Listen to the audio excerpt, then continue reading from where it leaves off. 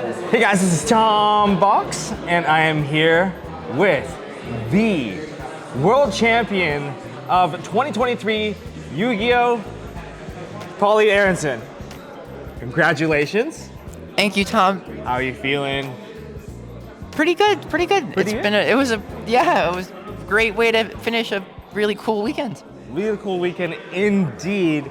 Now, this is part 2 of our interview now. Basically, we have had our first interview pre-game. Yeah. And now we get a post-game interview or post-event interview with you. And so now we had a lot of stuff that we didn't get the chance to talk about. So this time we're gonna bring it up. So we're gonna start off with talking about your deck choice. Sure. So what made you choose Dragon Link of all decks available here? So I'll tell you how it started and how it ended up. At the WCQ, I felt like Dragon was one of the best decks. Yep. I actually wanted to play Dragon for WCQ, but I hadn't spent enough time testing with it to really feel comfortable with it. So it was one of the decks I had in mind to look at for Worlds format. Even though Magnemite and Libellion are limited, I still felt like it was definitely one of the decks on my radar.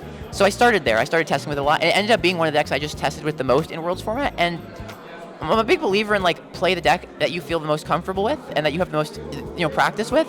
So by the end of all of my sessions of testing Worlds format, it kind of was just the deck I felt most comfortable with. The Bestials play really well into a lot of the decks in the format, like Branded, Terra Element, Vanadium, Mathmech. These are all decks that have light and dark monsters that have relevant grave interactions where if you Bestial them, you're getting a +1 because you're battling them and you're getting a body. There's some other matchups where the Bestials don't do too much where it's they're just bodies, but you can do a lot of cool things with them. Even though they're all at 1. Overall, it doesn't really lose to any one card. Like a board breaker, if they evenly you can still chain spheres, you can still get spheres allows you to basically keep 2 cards off of evenly matched. Okay. If they dark ruler you still have Beast and Regained potentially. And Bestials in hand, and then you can do spheres, tribute for cost, gets negated by dark ruler, but you can go summon Tracer from deck, summon Druid from, you get a pop out of it. There's so many ways to still have interactions even through board breakers. And then hand traps were definitely better against it in this format than board breakers. Getting Veiled on your ROM was really bad sometimes. Getting Bestial in the mirror was really bad because you lose your 1 Lubellion. That's really impactful. But we figured out some solutions to that. But it was just all around felt like a fluid deck that it has a good grind game. It has a lot of utility effects, removal, just a lot of options. It was all around a strong deck. I felt going into a big kind of open field. Okay, so what about preparing for the side deck though? In general, a big fan of cards that will always that are just very consistent, versatile, give you a lot of coverage for a lot of different matchups. So one of my favorite side cards is Solemn Strike. People keep asking me, why do you play Solemn Strike? Why would you play that? Why would you not play that? It's a solid, impactful go first card that is good in any matchup. And for my go first side cards, a lot of people in Dragon were citing Eradicator Epidemic Virus in testing for Worlds format. And I found in testing there were too many games where sometimes you just don't open access to a Bestial. It happens sometimes. Mm-hmm. Or sometimes you might open access to only one, and then you have to choose between whether you want to tribute it for Lubellion or tribute it for Eradicator next turn. So it wasn't it's a really impactful card, but it's more volatile. There will be times where it's really good, and there will be times where it doesn't connect properly, or it's just dead. So I would prefer a card like Solemn Strike, where it's no matter what your hand is, even if you brick. That's another thing with cards like Virus or Floodgate-esque cards. If you brick, your hand is now even worse. Whereas with a card like Solemn Strike, if you brick, I can potentially trade with that and trade with my other hand drops, and then potentially come back in a grind game. And that happened a lot with this deck. This deck does brick a decent amount, not a huge amount, but once in a while. And there were a lot of games where I've been able to win games with the strike and hand traps and come back on turn 3 and outgrind it. So similar to Strike, I sided Infinite Impermanence over a card another example, Contact C was a card that was really good for Worlds format. I felt if people weren't expecting it. It's one of those cards that if people are prepared for, if they're playing the out, then it's not good. So you have to keep it under the radar. But it was really good against Rika because their entire extra deck is plant. Really good against Pearly if they're not playing it out because they literally can't summon any of their Pearlies. Really good against Branded because there's only one fusion monster they can make with it, and not all of them play it. It's the Iron Dash card. So Contact C was a card that was potentially really high impact and could potentially just blow out certain matchups, going first and second. But ultimately, I chose to side Imperm over it. That was my last decision in the side deck because I was just I just want a card that will always be live in every matchup. I felt I was made it post side. I had 12 hand traps before that, but I was there's going to be combo decks this weekend where I'm going to want more than just those 12 hand traps, and I want a card that will, no matter what the deck is, will always be able to go in and be live and make my hand trap count 15. like my side, when you look at it, it's like 3 impermanent, 3 strike. It's just all these super generic cards, but like that's what I always tend to gravitate to. Like I said, 'cause I just want my tech choices, like my non-engine cards, to just be cards that will always be live in whatever the situation is. Bell was kind of mainly for labs. That was one of the more targeted cards, I guess. I didn't really put it in against anything else. But yeah, just generic, good all-around cards for the side. In a diverse tournament like this, that's I think even more important, because going into Worlds, like there was like 17 total decks that we identified as potential options for this event. So yes, so there was maybe 10 of those were like solid choices, but even so, like 10 is still a wide range of decks. So opted for the versatility and all of these cards. Did they make an impact in your tournament run? So like I got asked earlier, what was like the most clutch card in your side that like came through for you? I was like, none of them were, like none stood out as like the like card that blew someone out in one instance, because like I said, I don't play those type of cards in my side. I don't play blowout cards. So it's like all the cards in my side came up here and there, and they all came up at least once. Okay. And I was very happy with my side. It seems like that was the perfect choice. So what was your record going in from Swiss, and it was bad. What was the matchup that you ended up playing against? It was 4-3, because we had 28 players in the main event, which would normally be 5 rounds under any normal tournament. Yep. Similar to what they did with UDSs in the past, they added 2 extra rounds just because of the level of competition of the tournament, to make it more, reduce variance a little bit, make it more competitive.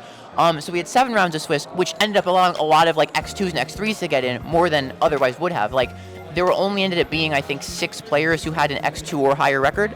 So I was the highest X3. I finished 7th after Swiss, made top 8. After round 5, I was 4-1. So if we had not had the extra rounds, might have gotten like 3rd or 4th after Swiss, but it doesn't matter. And we liked the way it worked out. So so there's some extra Swiss. So it's 4-3, and then in top, and it was top 8, and then we played that yesterday, and then this morning we played top 4, like early in the morning at the same venue from yesterday, and then we moved over to the venue, the arena, which is very cool. Oh yeah? How did it feel to actually be up on a stage? That was interesting. It was kind of like almost shell-shocked at that point, because like after having just won, like I almost started crying, just because like I was like just like I don't know, different emotions, I guess, mainly happy emotions, but like, and then like all this stuff's going on, and like there's like a bunch of people, like all these people, hundreds of people in the crowd like clapping, and I'm just sitting there like, oh, we were all cheering. Don't cry on camera. Don't cry on camera. But then I was like, I don't care, whatever. So I cried a little bit, but hopefully it wasn't noticeable. You brought it home to the U.S. for the very first time. You were the very first U.S. World Champion. No, I'm not. Yeah. Yes, you are. Yes, you are. Yes, you are. So what were some of the decks that you played against? So my round 1 opponent was playing Terra Element. He was the representative from China. We had a good match. I think went to game 3, and it came down to the wire. And then round 2, I can't remember what my round 2 opponent was playing, but it was a huge variety. It was like Tear, Rika, Vanquish Soul, Dragon Link, Math Mech, Sword Soul was my finals opponent. I played against Dinkaboo. He was playing probably the coolest deck in the tournament. He was playing Bestial branded, no, not branded. It was like a small Albaz package. Bestial, Albaz, Runic, Super Heavy Samurai. Super heavy?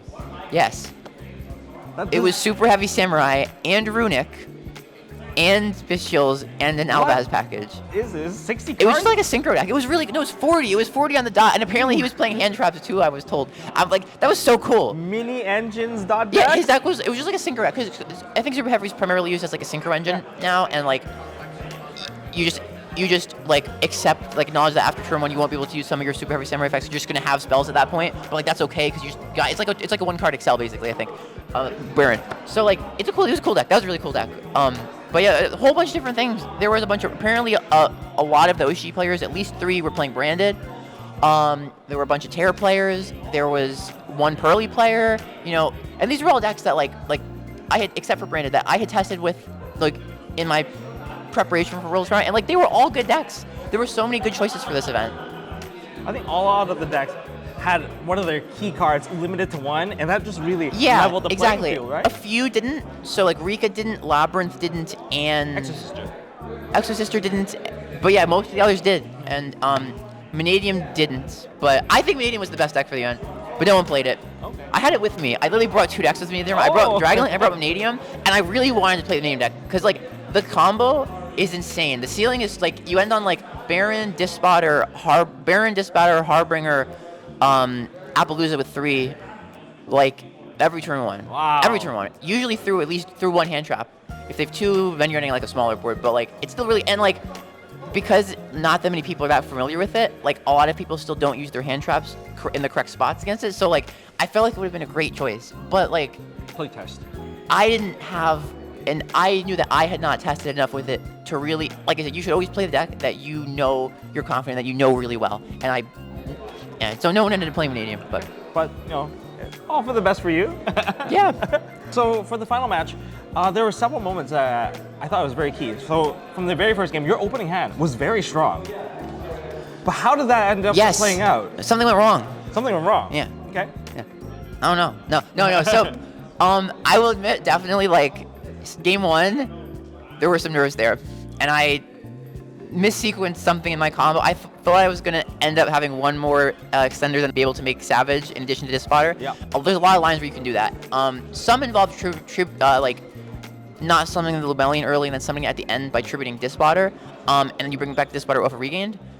But I didn't have access to Regained, so that wasn't an option. And like in the end, I just didn't end up being able to make the Savage after the Dispotter. Like so, I missequenced that. I should have done it differently so that even if I didn't end on Dispotter or like one of the other pieces, Savage should have been the piece that was prioritized because Mateo's deck was Sword Soul. He was playing a Go Second build, and he'd been going second throughout the weekend, maining board breakers like Evenly and Storm and Dark World No More. Yeah. He had a really cool deck, and I knew, you know, essentially what he was playing, and knowing that, I should have especially prioritized Savage because he was maining Storm unevenly. So that was my mistake turn 1, and then sure enough, he ended up having the Evenly. Not only did he have Evenly. Yeah, What and was then after the first one, like I'm like okay, like the cool thing about Dragonlink is you essentially get to keep 2 cards off of Evenly because of spheres, because you can always chain the spheres to the Evenly. You recover one of your own cards, you bounce your cards to your hand, and then on a new chain the series triggers. So you get to keep Beast, and usually you summon like, let's say, like if you don't have Jerusalem in hand, you'll summon it from deck. You can still float a lot through Evenly. But yeah, so Evenly's not usually horrible for the deck, and especially if you have Savage, then it's like then it's not even resolving. So if I had done the Savage, even if he had the 2, I still would have gotten to keep 2 cards on board. But because I didn't end on the Savage, the first one, I got to keep my 2 cards, and then the second one cleared the Baldrake. So it was interesting, and then we got into a grind game. But you definitely came out on top. That grind game ended on a Veiler. That Veiler on the Veiler was crazy. In testing against Sword Soul, Droll was very hit or miss. So I was okay with discarding the Droll for Ravine turn 1. Yep. And because I knew the Veiler was going to be a lot more impactful than the Droll, unless he like randomly starts with Emergence. But that's like it's volatile. It might happen, it might not. So it's better. The Veiler was keeping the Veiler. I knew was going to hopefully be clutch, because like in combination with the other stops I was putting up. So like I ended up going, even if he clears my board, I still have that last stop and got there. Because with Moya, you have to reveal your card hand, so I got to see his last card hand. I was like, okay, I have it, because I know his hand now, I know his board, and I knew I had access to Lubellion again next turn. So you ripped his Ashina out of his hand too. Oh yeah, I drew I drew Chaos Space, because I already had Lubellion in hand. Yeah. Or I might have had the Safer engraved. I forget, but I know I had access to Lubellion, so it was Lubellion Space in hand at that point, with Space being the top deck, and I was like, all right, let's think. What can we do with this? And I was like, okay, this is insane, because instead of discarding the Lubellion for a Bestial, we don't get the Bestial now, but we get Levianeer instead. So you recovered your position and then prevented his recovery and making a counterplay against you. And as a Sword Soul player, you can't just top deck your way out of it. Right. Yeah. Right. So then it led to game 2. Game 2 was a bit of a nail biter at one point. There was a point where you were basically top decking. Mm-hmm. And so which one of the cards came first? Did you get Sereneer first, or did you get Druid Worm? Druid Worm came first. So at that point, my hand was like Ash. It was funny because someone said to me like, "Oh, you had like every counter for everything he did that game." It was like, yes, but the flip side of when you open that much non-engine is sometimes you don't draw enough engine. Yeah. So my only engine card in my opening was Safer. I think my hand was like Ash, Droll, Safer, and like something, and like maybe like Niv, I don't even remember. And then he just ashed my Safer, and I had to pass. Yes. So so it got to where he made the Shisha, and if you don't have your own engine, you could have all the hand traps in the world, you're not getting there. And so but obviously like you can use them at least as optimally as you can. So I was trying to like I'm mashing emergence. The game keeps going. Finally, I drew the I had at one point like it was like Ash, Nib, and like I forgot the last card in my hand, but it was something else that was still dead at that point. It might have been the Droll that never got to resolve, or I don't quite remember. It's a little fuzzy, but it was all these dead cards essentially. And finally, I drew the Druid's Form, and then I was like, okay, this outs the Shishao, and I had to make a decision of whether I wanted to summon it that turn and like crash into the Shishao, or just like pass and like summon it when he attacks, and then he attacks it, clears it, or just hold it like and just take another hit, and then be like, if I can draw at least like a summonable dragon on the next turn, then like at least I can use the Druid's Form as like both a card to clear the Shishao and an extender, like and a body to use as like link material or synchro material. So which is what I ended up doing. I just like passed, took the hit, and then it worked out. I drew Sarnir the following turn, which was a very fortunate draw, because that like enabled a lot more stuff, more than just a sphere. It, because it let me dump the Lubellion, and with Sacred Engrave, dumping Lubellion was huge.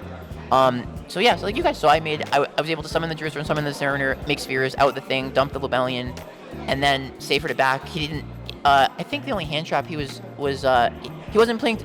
I knew he wasn't playing too many hand traps in his build because he was playing a lot of board breakers. So I felt like the only hand trap I kind of had to worry about was like Ash and Nib, and like even if he Ashes Lubellion, they're like had the sphere. Like I knew once I resolved the Sarn and Druid's Form, I was in a good position.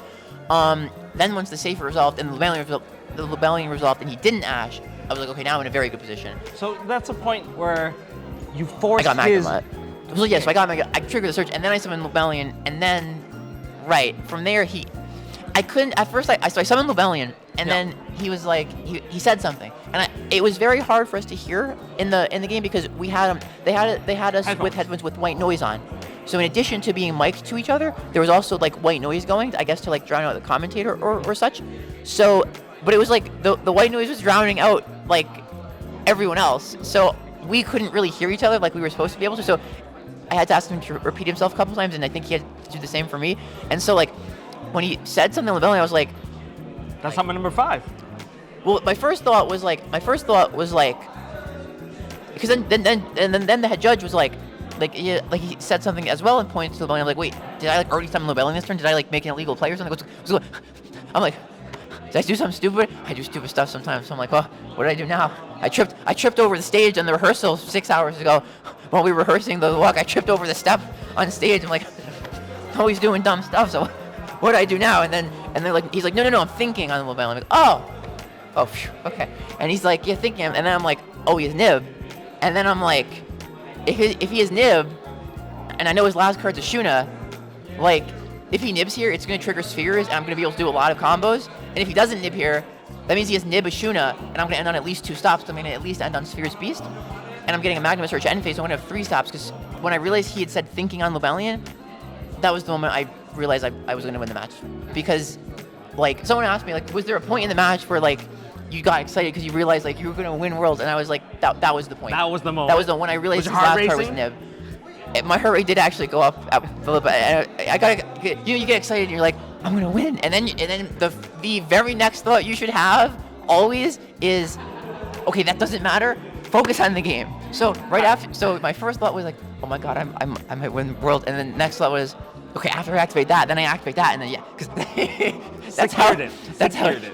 So, but yeah, it was a cool match. That was an epic match. There weren't too many turns, but definitely was a bit of a roller coaster. Being patient, holding back some of your cards, not committing into it too early, willing to take the risk to take the extra hit. I mean, passing 2 turns not doing anything is usually one of the scariest things to do. It is. But like Sword Soul, it's not bad at top decking. Like there were a lot of things he could have top decked, but it was like, to be honest, actually there's a pretty good number of starters he could have because he had the Shuna hand. If he didn't, like it's like only like Tai Emergence, like Moe and Longan would still require another piece, but he had the other piece. Yeah. So that's like 12 starters right there that he could have drawn. So it was tight. It was close.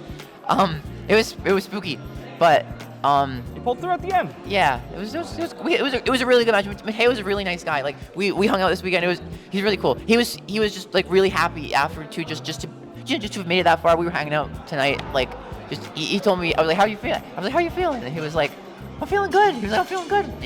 He was like, how awesome it was to make it. Like like to the final stage and be on stage. He said it. He was like, I forget what he said. I think like a dream come true or something like that. which it was. It was awesome. Being on that stage is just like crazy. Well, speaking of dream coming true, you have earned the world champion title for 2023. And so, what's next for you?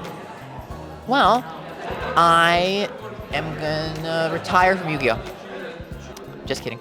I'm gonna keep going. Well, Gonna go as many YCS as I can this season. I'm gonna close out this interview Absolutely. by basically asking you one question.